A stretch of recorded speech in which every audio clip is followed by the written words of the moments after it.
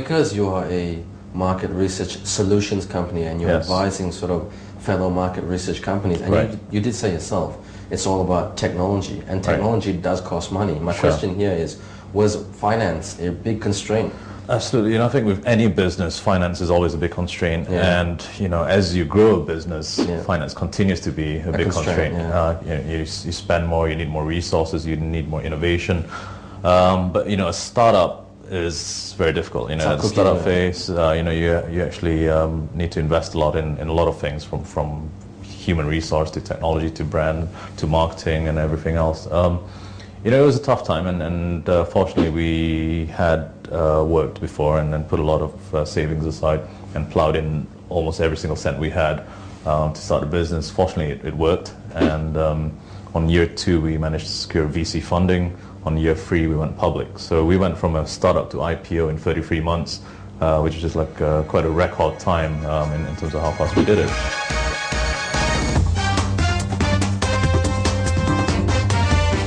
He has built a robust business. In fact, I believe it's the fastest growing digital agency, digital research agency that he has built. He has been one of the companies to watch for. He has took it IPO, I think, in the shortest period of time. So if you look at these facts, they talk about themselves. But when it comes to not only research, but research that is relevant to his customers, he's there. He has initiated a lot of leadership projects in the market, like the roundtables that the Pulse Group is doing, with very good results. So he has pushed the boundaries a little bit more. And I think that's good, because when you look at the talent that exists and the industry that we have, we need people like him, and we need companies like Pulse that push the boundaries a little bit more. And that's what really creates healthy competition and elevates the market in a higher level. So it's very good.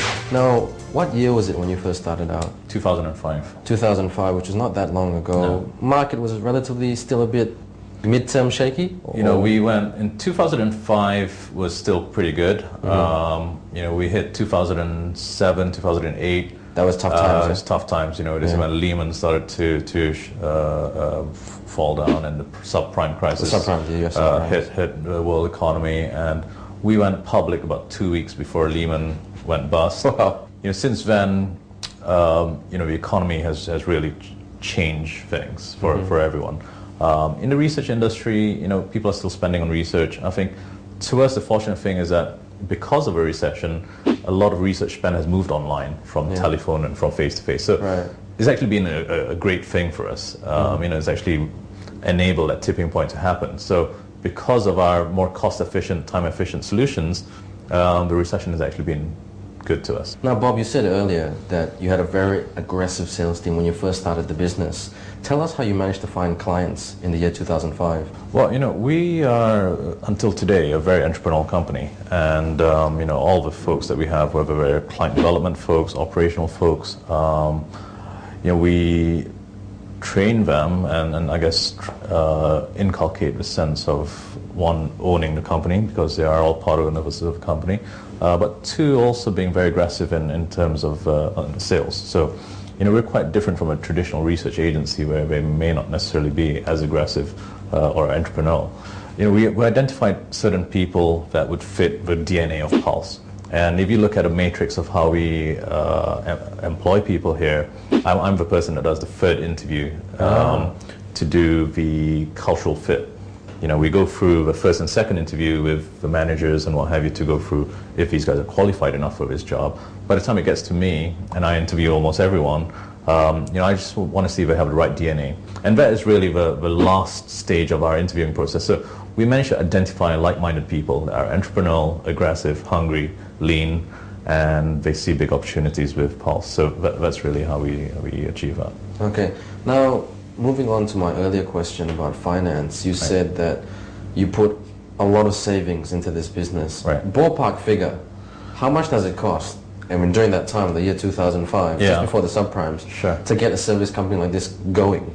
Well, probably in ringgit terms, we probably put about $1 million ringgit in. Hiring, it involved office space, it involved marketing. I mean, we spent on marketing alone and trade shows probably about 50,000 US per trade show. Per trade show. And we opened our London office in year 2. So very quickly we became an international firm. We had Sydney, we had London, we had KL, and we were no longer a tiny Malaysian startup. In hindsight, if you could rub a financial lamp when a genie were to come out, would you say $1 million was enough, or would you have liked more? Well, obviously the more the merrier, and I think the more money you plow into something, the more things you can achieve with it. But at the same time, I think we managed the funds well. We managed to attract VC funding year 2, and year 3 we went public. So I think, and I don't really like to regret things. And while I look in hindsight at certain things, I think from a funding perspective, we made good use of our funds. Okay. An international company from day one. We're just going to take a very short commercial break right here on Entrepreneur, but when we come back, we're going to ask Bob how he took on the international big boys right here on Entrepreneur.